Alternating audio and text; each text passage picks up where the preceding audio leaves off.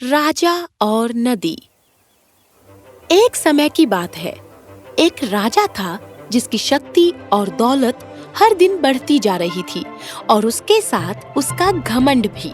असल में वो इतना शक्तिशाली हो गया कि वो खुद को इंसानों का ही नहीं बल्कि कुदरत का भी शासक समझने लगा।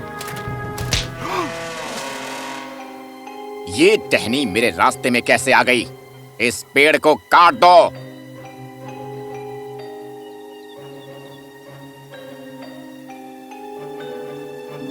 मेरे महाराज, ये तो इस महल का सबसे बड़ा और पुराना पेड़ है। फिर इसे मेरे आगे इज्जत से पेश आना चाहिए। काट दो इसे। माली को लगा कि राजा पेड़ के बारे में भूल जाएगा, पर ऐसा नहीं हुआ। कुछ दिन बाद जब राजा उस रास्ते से दोबारा गुजरा तो वो बहुत गुस्सा हुआ।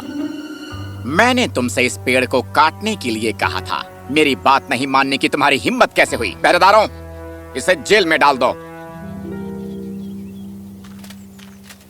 और इस पेड़ को अभी के अभी काट दो। नहीं, मेरा प्यारा पेड़, प्लीज। पिताजी, प्लीज इस बूढ़े माली को जाने दीजिए। आप जो कहेंगे ये करेंगे। ये मेरी आखिरी चेतावनी है। अगर तुम इस पेड़ को नहीं काटोगे तो तुम्हें जेल में जाना होगा।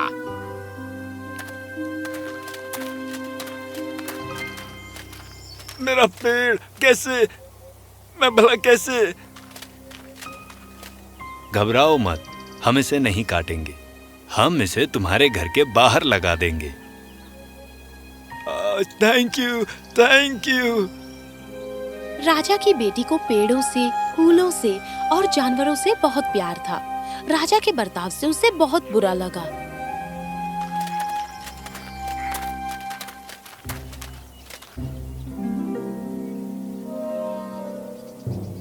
मैं राजा हूँ। इन फूलों को मेरी तरफ देखना चाहिए। इन्हें हटा दो यहाँ से।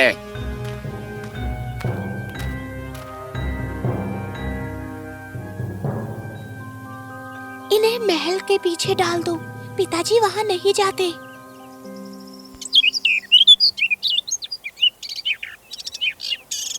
ये पंछी अपने राजा को परेशान कर रहे हैं। इनके घोंसलों को तोड़ डालो।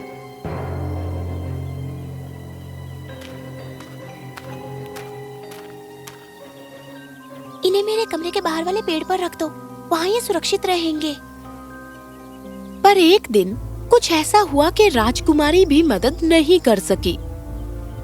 राजा महल के बगीचे में सैर कर रहा था और वो एक नदी के पास पहुंचा जो वहाँ बह रही थी। ध्यान से सर।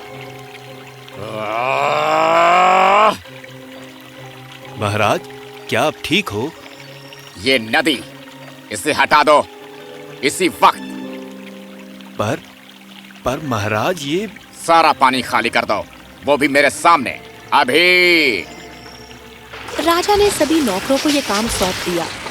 बाल्टी पर बाल्टी, टैंक पर टैंक, पर वो सब उस नदी को खाली नहीं कर पाए। हमेशा की तरह वो फिर से बहने लगी। इसे पत्थरों से भर दो। उन्होंने पत्थर से भरने की कोशिश की, पर पानी किसी न किसी तरह अपना रास्ता निकाल ही लेता था। नदी बहती रही तो आखिर में गुस्से में राजा ने आदेश दिया, नदी को मिट्टी और कीचड़ से भर दो ताकि उसे बहने का रास्ता नहीं मिले और वो सूख जाए।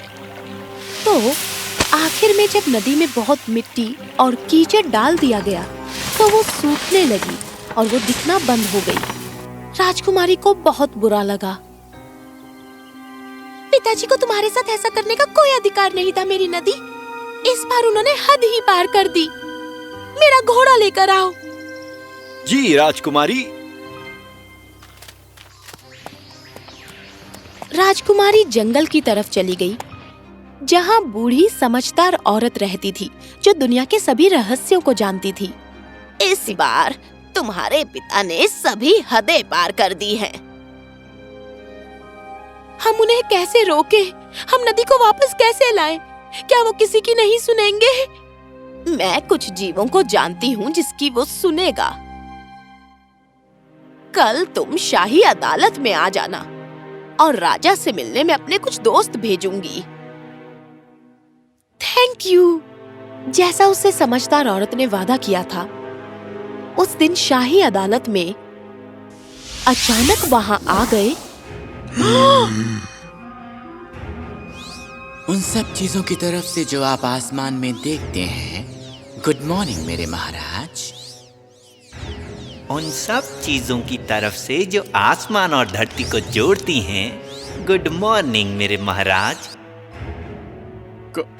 कौन हो तुम? मैंने तुम जैसा पहले कभी नहीं देखा है। मैं वो प्रेत हूँ जो आसमान के बादलों में रहता है, और मैं उस इंद्रधनुष के अंदर था कल आप जिसकी तारीफ कर रहे थे महाराज। तुम इंद्रधनुष के अंदर थे? और तुम कौन हो? मैं वो प्रेत हूँ जो उन बूंदों में रहता है जिसे नदी सागर में भेजती है, जिससे बादल बनते हैं और बारिश बनकर गिरते हैं। अच्छा, तो तुम लोग मुझसे क्या चाहते हो? बादल छोटे होते जा रहे हैं क्योंकि अब नदी उन्हें बूंदें नहीं भेज पा रही हैं। और मेरे दोस्त और मैं बेघर हो गए हैं क्योंकि अब बूंदें ही नहीं बची हैं। हम चाहते हैं कि नदी को फिर से खोला जाए। चले जाओ, मैं किसी भी हाल में नदी को नहीं खोलूंगा। फिर आप हमारे प्रति अपने कर्तव्य को नहीं निभा रहे हैं महाराज। और अगर आप कुदरत पर शासन करना चाहते हैं तो उसकी रक्षा भी कीजिए। चले जाओ। राजकुमारी अपने पिता की जिद की वजह से दुखी हो गई और वो फिर से समझदार औरत के पास गई। घबराओ मत तुम राजकुमारी, कल राजा से बात करने के लिए मैं कुछ और जीव भेजूंगी। वादे के अनुसार अगली सुबह 2 और जादुई जीव राजा के सामने हाजिर हो गए। ये क्या बला है?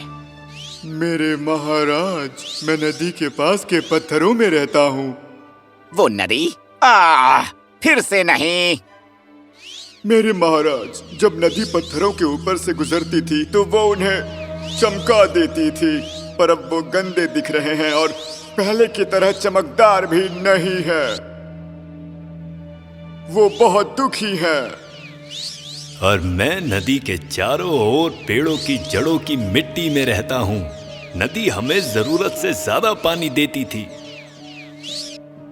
और हमारी प्यास बुझती थी।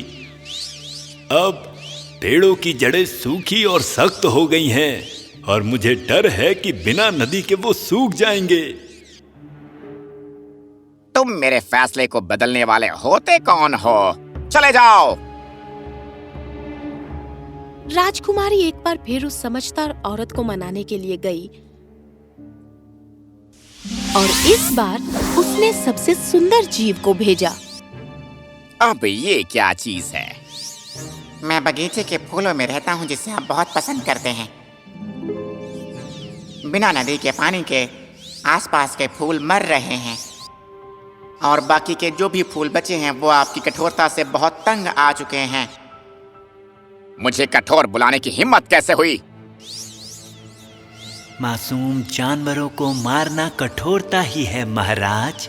मैं नदी के पास घास में रहता हूँ जिस पर आप मजे से सैर किया करते थे। मैं आपसे कह रहा हूँ, घास नहीं टिकेगी। बस जाओ, जाओ यहाँ से।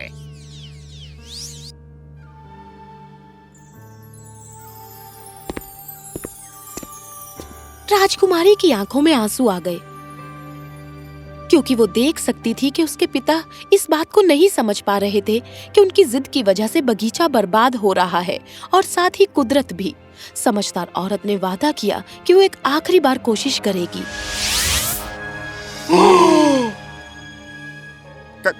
कौन हो तुम? महाराज की जय हो, महाराज की जय। आखिरकार मुझे घर मिल गया। क्या मतलब है तुम्हारा? मैं वो प्रेत हूँ जो सभी सुंदर चीजों की तबाही और बर्बादी में रहता हूँ। मुझे कोई भी पसंद नहीं करता और मेरा घर भी नहीं है क्योंकि आपने नदी को बंद कर दिया।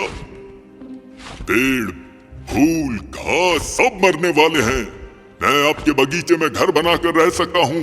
इस राज्य की सुंदरता बर्बाद होगी। शुक्रिया, शुक्रिया मेरे महाराज। नहीं नहीं, मैं तुम्हें यहाँ रहने नहीं दे सकता।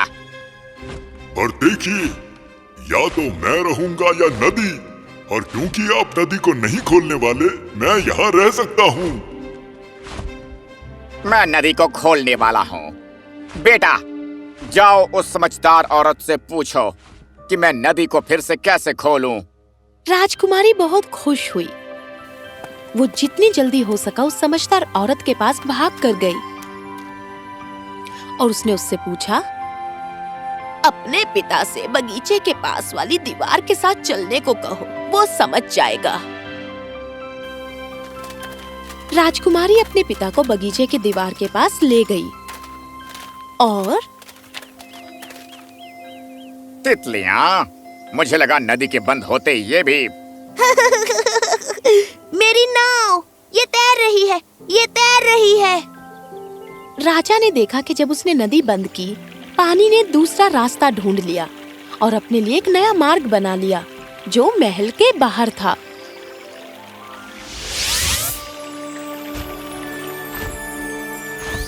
कुदरत हमेशा रास्ता ढूंढ ही लेती है। अगर आपके बगीचे में नहीं तो फिर कहीं और से।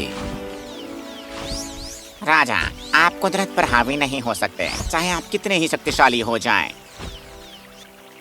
राजा को एहसास हुआ कि नदी को बंद करने से सिर्फ उसका ही बगीचा बर्बाद हुआ। नदी हमेशा से फल फूल रही थी और शहर के बाकी हिस्सों में खुशी और आनंद लाई। इस सुंदर नदी को खोल दिया जाए। पिताजी, थैंक यू। आखिरकार मैं समझ गया कि असली शक्ति किसे कहते हैं। ये कुदरत की तरह है, उस नदी की तरह जो सबको खुशी और आनंद दिलाती है।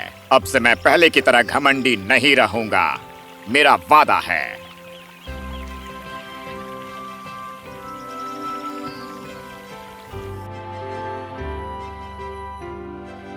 और ऐसा ही हुआ। राजा ने अपने घमंड को त्याग दिया और वो एक भला शासक बना, जैसा उसे होना चाहिए था।